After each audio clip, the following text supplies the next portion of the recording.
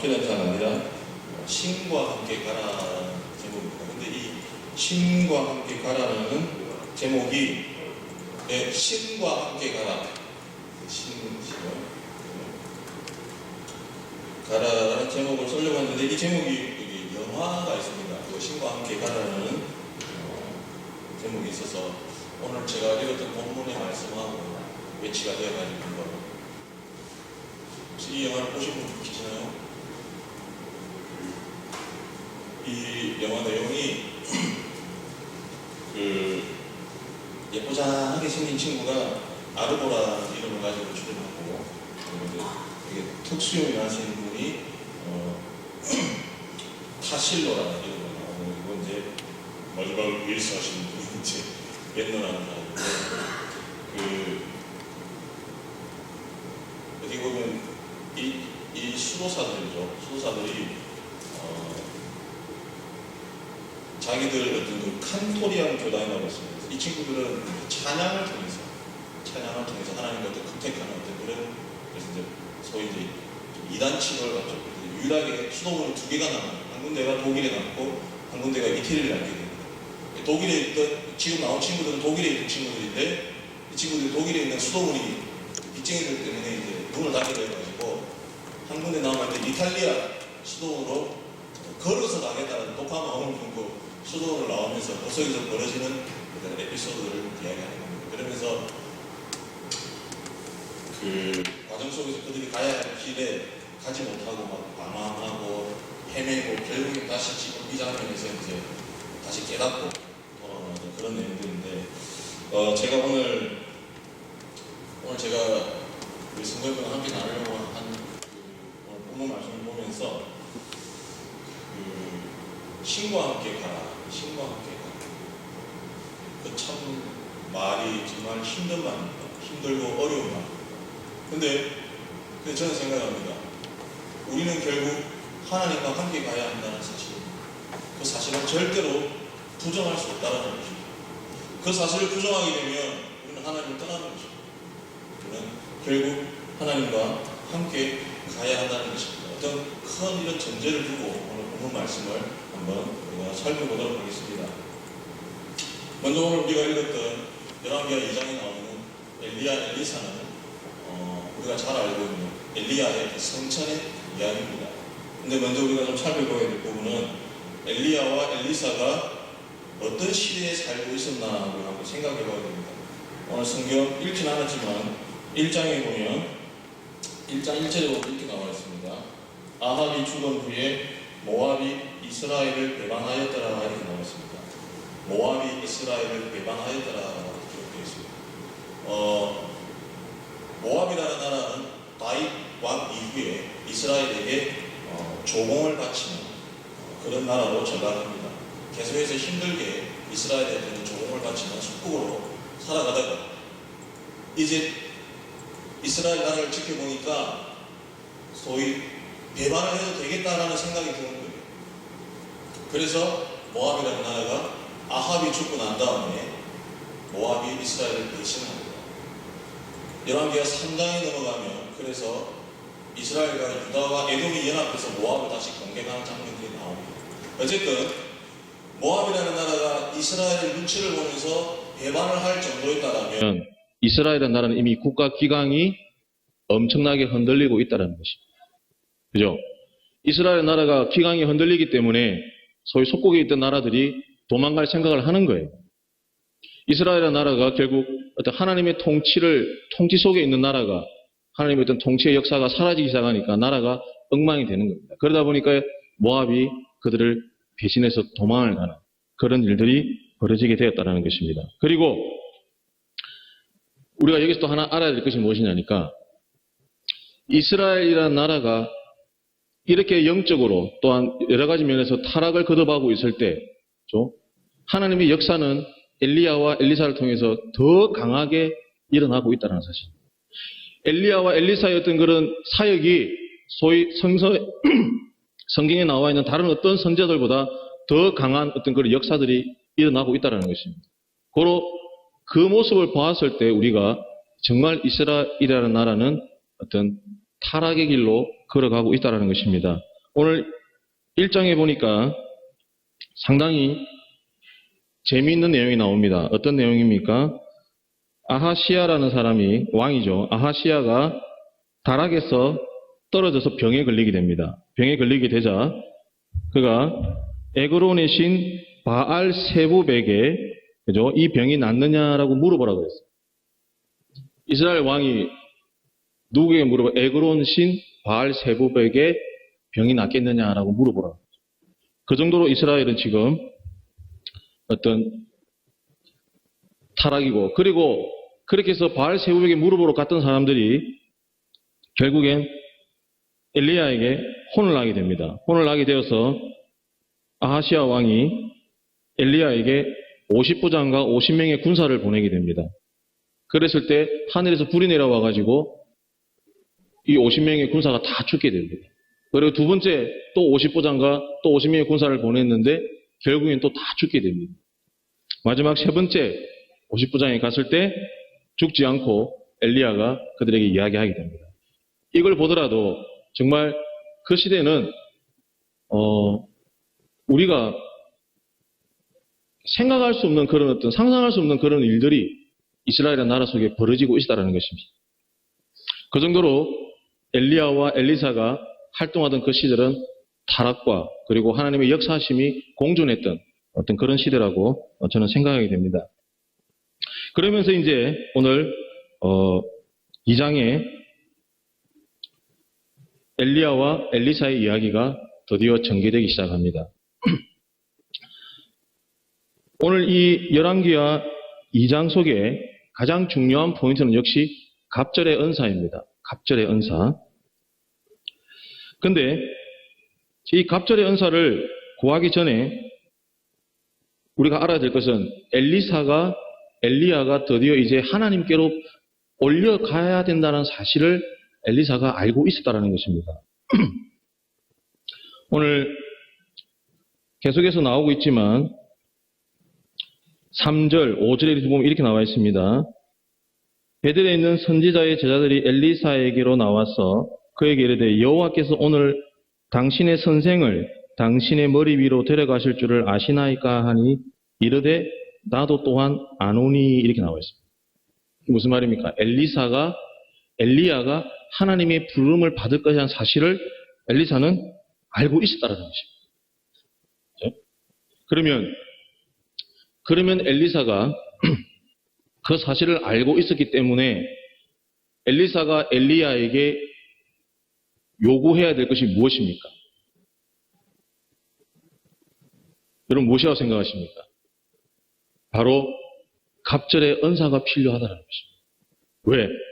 지금 내가 살아가고 있는 이 시대가 너무나 힘들고 어렵기 때문에 당신이 했던 그 어떤 은사가 나에게 갑절로 있어야만이 제가 이 일을 감당하겠습니다라는 것입니다. 그래서 지금 엘리사가 엘리야에게 갑절의 은사를 요구하고 있습니다. 근데 우리가 여기서 이 갑절의 은사라고 하는 것이 과연 무슨 의미일까? 그렇죠?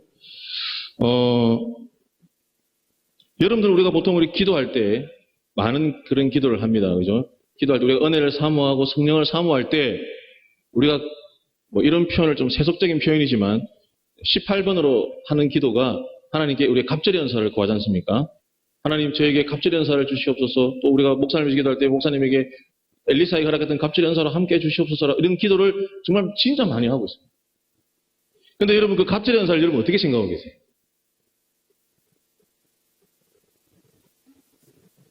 막상 또 질문하니까 대답하기가 좀 그렇죠. 그죠? 이거 말로 설명하니 하자니 참 그렇고. 근데 마음속으로 다 알고 있습니다. 그죠? 갑절의 은사가 무엇인지. 그런데 우리가 보통 이 갑절의 은사를 이야기할 때 어떤 물리적인 어떤 현상을 떠오른다는 것입니다. 소위 뭐 이런 표현을 좀 쓰면 그렇지만 막 그런 거 있죠. 손에서 장풍이 나간다든지 이런 어떤 은사를 생각합니다. 실제로 열왕기하를 읽어보면 엘리야나 엘리사가 했던 일들이 실제로 그런 일들이었습니다. 그러나 만약에 우리가 하나님께 갑절의 은사를 구하면서 어떤 그런 물리적인 어떤 힘을 요구한다 그러면 여러분 이거는 정말 우리 기독교가 어떻게 보면 저는 참으로 부끄럽다고 생각합니다. 그건 다른 어떤 무당이나 다를 게 뭐가 있습니까? 그죠? 막 제가 기도하면 막 손에서 불이 나가고, 응? 제가 옛날에 충남 당진이라는 곳에 초락도 기도원이라고 있어가지고 한번 가게 됐습니다. 물론 저의 의지는 아니었습니다. 누군가가 저보고 같이 가자 그러길래 따라갔습니다. 거제도에서 당진까지 엄청난 오랜 시간을 투자해서 갔습니다. 갔는데 저녁에 집회를 참석했습니다. 집회를 참석해서 이렇게 있는데 한 2시간 동안 찬양 인도를 합니다. 2시간 동안. 그러니까 2시간 동안 찬양 인도가 근데 어떻게 앉아서 찬양하는 것이 아니라 서서 막 춤추면서 찬양을 하더라고요. 그리고 2시간 뒤에 소위 그 기도원 원장인 분이 나오셔가지고 이제 나오시자마자 이런 소리 하면서 이렇게 쫙 하니까 앞에 한 2줄이 쑥 넘어가더라고요, 이렇게. 그리고 또 한 번 더 하니까 한 5줄까지 이렇게 싹 넘어가더라고요. 그러고 있다가 이제 집회 마치고 이제 막 그 원장이 막 안수기도를 하는데 이렇게 머리 손도 닿기 전에 사람들이 막 넘어가는 거예요. 이렇게 하는 순간 넘어가는 거예요.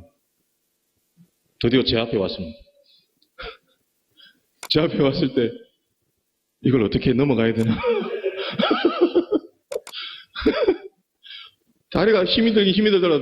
몇 시간 동안 찬양하고 몇 시간 동안 일하는 게 다리가 힘이 들어요. 다리가 우리 전라도 표현으로 다리가 후달거리더라고요. 넘어가야 되나? 어찌해야 되나?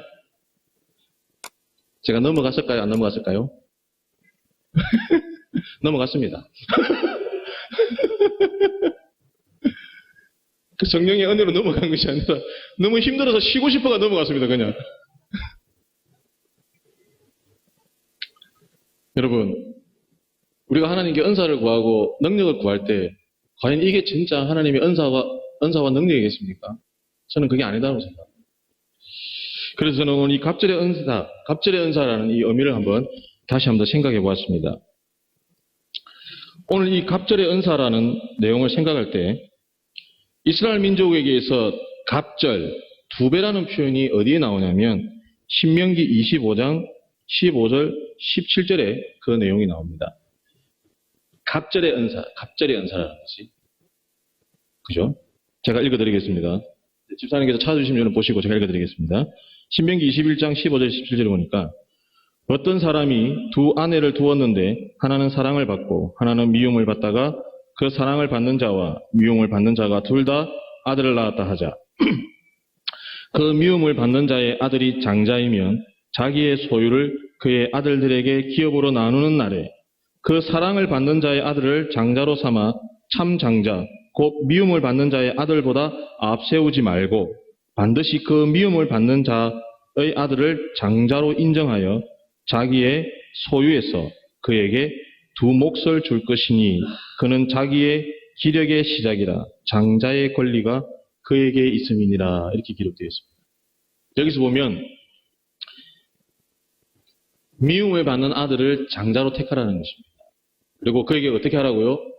2 몫을 주라라고 기록하고 있습니다. 이게 소위 이스라엘의 어떤 장자의 권리입니다. 여러분, 엘리야에게 엘리사가 바로 실제로 구한 것은 어떤 물리적인 어떤 현상이 아니라 엘리사가 엘리야에게 구한 것은 바로 이 장자의 권리를 요구한 것이었습니다.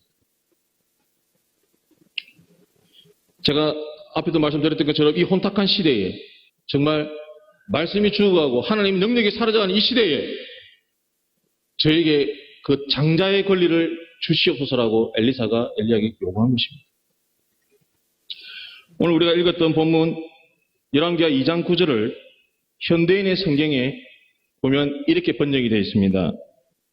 선생님께서 예언자들에게 넘겨주실 영역 가운데서 제게는 2 몫을 물려주셔서 제가 맏아들처럼 스승님의 남은 사역을 수행하게 해 주십시오. 이렇게 기록되어 있습니다.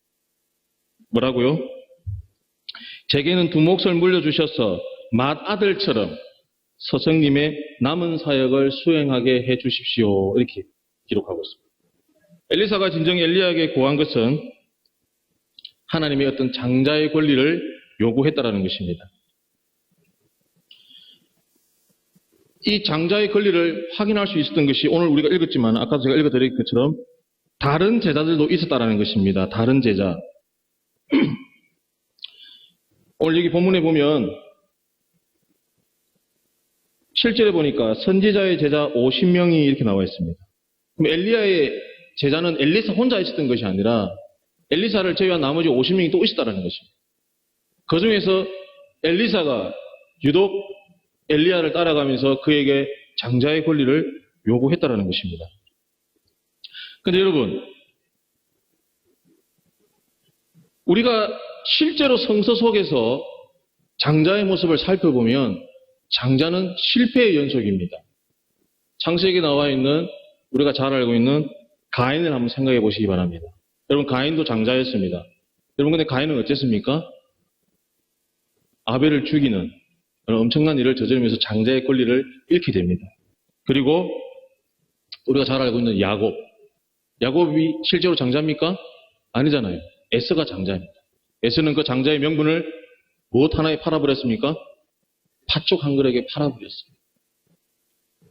그리고 야곱의 자녀들 중에 가장 위였던 러우벤도 결국 장자의 권리를 다 잃게 됩니다. 성서 속에 보면 실제로 이 장자의 권리를 가졌던 사람들은 실패의 연속이라고 저는 생각합니다. 그러면 엘리사가 이 장자의 권리를 요구하면서 그냥 저에게 장자의 권리를 주세요라고 이야기한 것이 아닙니다. 오늘 우리가 읽었던 본문 중에 보면 이렇게 나와 있습니다. 제가 지난번에도 한번 설교하면서 갈렙의 시선에서 그 이야기를 잠시 이 부분을 언급했던 것 같습니다. 어떤 부분입니까? 엘리야가 가는 곳에 엘리사가 끝까지 쫓아갔다라는 것입니다. 엘리야가 가는 곳에 엘리사가 끝까지 쫓아갔다라는 것입니다.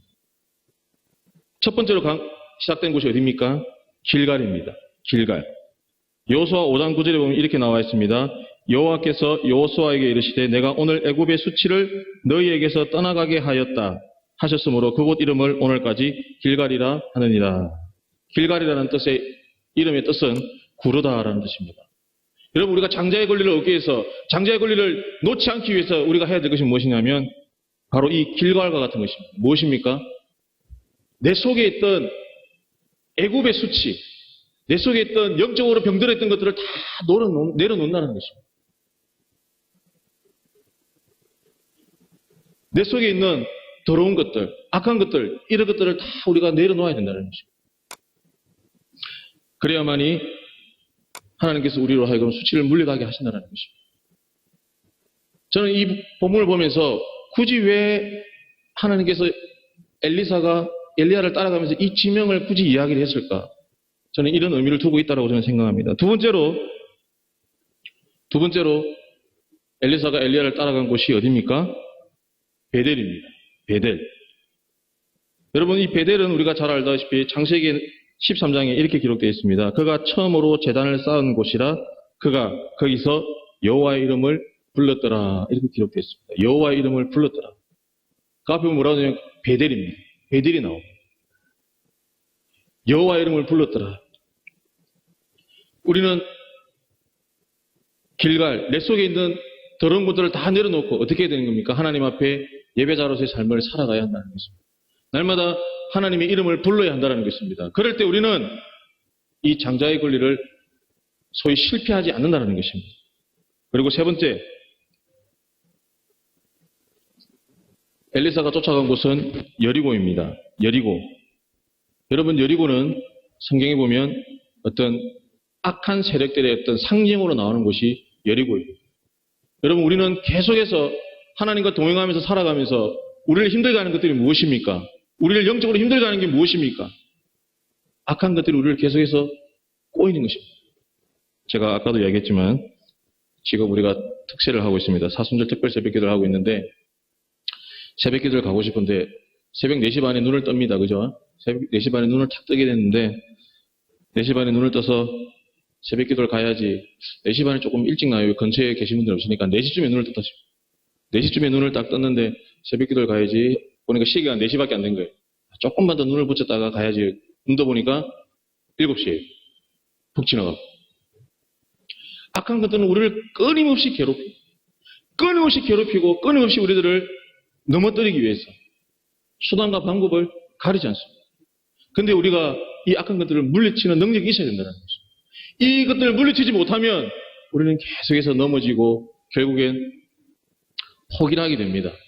그러면서 나도 모르게 어떤 신앙생활의 어떤 그런 영적인 어떤 능력을 상실하게 되는 거예요. 기도하지 않고 전도하지 않고 소위 썬데이 크리스찬이 되는 거죠. 주일날 교회만 오는 거예요. 나중에 가면 주일날 교회 오기도 힘들어져가지고 그죠? 그렇다 악한 것들은 우리를 계속해서 무너뜨리려고 합니다. 여러분 이 순간을 넘으셔야 돼요. 그리고 마지막에 보니까 어디입니까? 요단입니다. 요단을 건너가게 됩니다.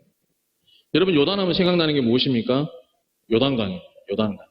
요단강을 건너가는. 이스라엘 민족이 가나안 땅을 들어가기 위해서 요단강을 건너가게 됩니다.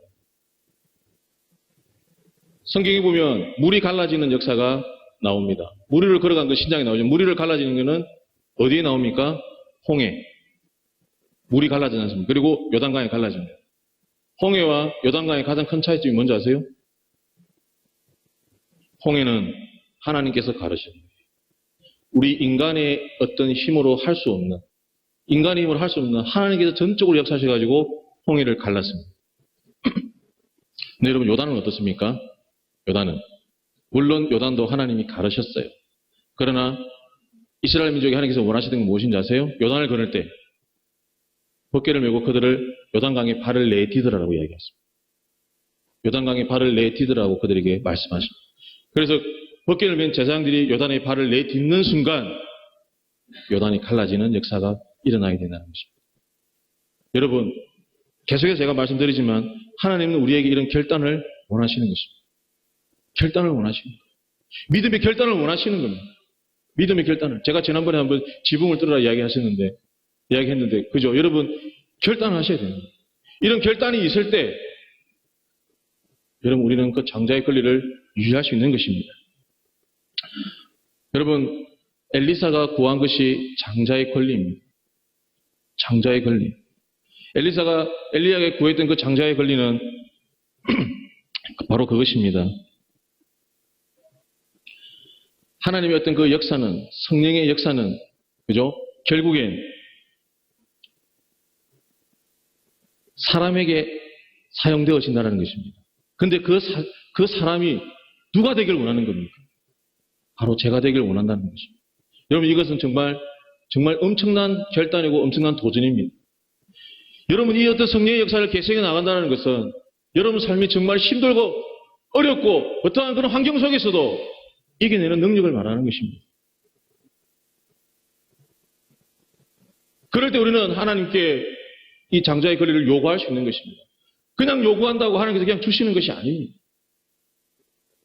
여러분 삶 속에서 이런 어떤 엘리사와 같은 그런 결단이 있어야만이 이 장자의 권리가 우리에게 주어진다는 것입니다.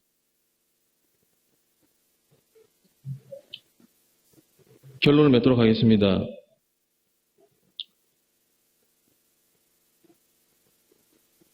제가 조금 전에 성서 속의 장자의 모습들은 실패한 모습이라고 말씀드렸습니다.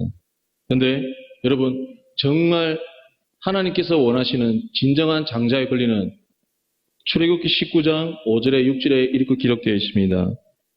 세계가 다 내게 속하였나니 너희가 내 말을 잘 듣고 내 언약을 지키면 너희는 모든 민족 중에서 내 소유가 되겠고 너희가 내게 대하여 제사장 나라가 되며 거룩한 백성이 되리라. 너는 이 말을 이스라엘 자손에게 전할지니라. 이렇게 기록되어 있습니다. 여러분, 하나님께서 진정 원하시는 장자의 의미는 열방의 제사장으로 세워지는 것입니다. 여러분, 나의 삶 속에서 겨우 세워지는 것이 아니라 여러분들을 장자로 세워서 이 땅에 열방의 제사장으로 세우시길 원하시는 것이 하나님의 뜻이라는 것입니다.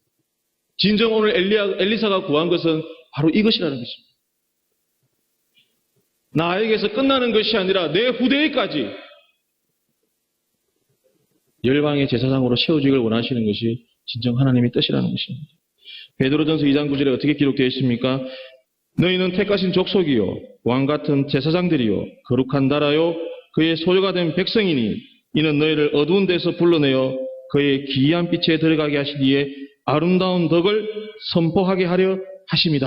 라고 얘기했습니다. 뭐라고요? 어두운 데서 불러내어 기이한 빛에 들어가게 하신 이의 아름다운 덕을 선포하게 하기 하십니다. 여러분, 이것이 진짜 하나님께서 원하시는 장자의 권리입니다. 어두운 곳에 있는 사람들을 하나님의 그 은혜로, 빛으로 인도하는 것을 선포하게 하기 위해서 여러분들을 채우신다는 것입니다. 그리고 그 엘리사가 오늘 요구한 것이 바로 이것이라는 것입니다. 여러분 자신을 한번 돌아보시기 바랍니다. 과연 내가 지금 이 순간 하나님께 장자의 권리를 요구할 수 있는가? 엘리사와 같이 저에게 갑절의 은사를 주시옵소서라고 우리는 과연 구할 수 있습니까? 참으로 두렵습니다. 장자로서의 삶이 참으로 두렵습니다. 그래서 성서에 나와 있던 가인, 에서, 르우벤 그들은 다 실패했던 것입니다. 이 삶이 힘들었기 때문에, 그 길이 너무나 힘들었기 때문에 그들은 실패했다는 것입니다. 그러나 그 길이 너무나 감사해서 비록 장자가 아니죠. 야곱은 어땠습니까? 요셉은 어땠습니까? 또한 유다는 어땠습니까? 오늘 본문에 나오는 엘리사는 어떻게 했습니까? 하나님, 제가 이 길을 감사하며 걸어가겠습니다. 여러분 생각해 보시기 바랍니다. 하나님, 저에게 장자의 권리를 주시옵소서. 하나님, 저에게 갑절의 은사를 주시옵소서. 여러분, 이제 정말 두렵고 떨리는 마음으로 하나님께 기도하시기 바랍니다. 하나님, 저에게 갑절의 은사를 주시옵소서.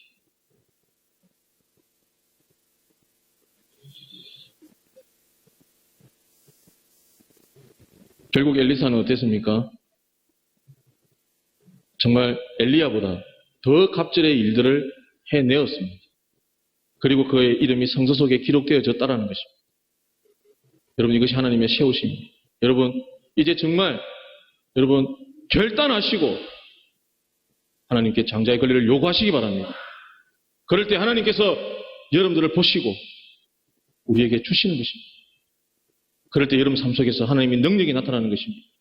오늘 이 장자의 권리를 받아 누림으로 축복 가운데 살아가시는 저와 여러분 되시기를 간절히 소원합니다.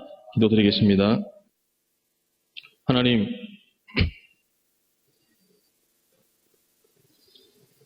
엘리사가 엘리야에게 갑절의 은사, 장자의 권리를 요구하였습니다. 하나님, 그 길은 길갈이며 그 길은 베델이며 또한 그 길은 여리고이며 그 길은 요단이라는 것을 또한 알게 되었습니다. 하나님, 우리에게 힘을 주시고 능력을 주시고 은혜를 주시옵소서. 이 장자의 권리를 하나님, 이 시대에, 이 험악한 이 시대에, 죽어가는 이 시대에 수행해내는 우리가 될 수 있도록 하나님 축복하여 주시옵소서.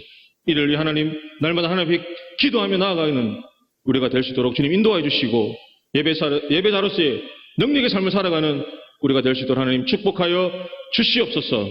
모든 말씀 살아계신 우리 주 예수 그리스도 이름으로 감사하며 기도드렸습니다.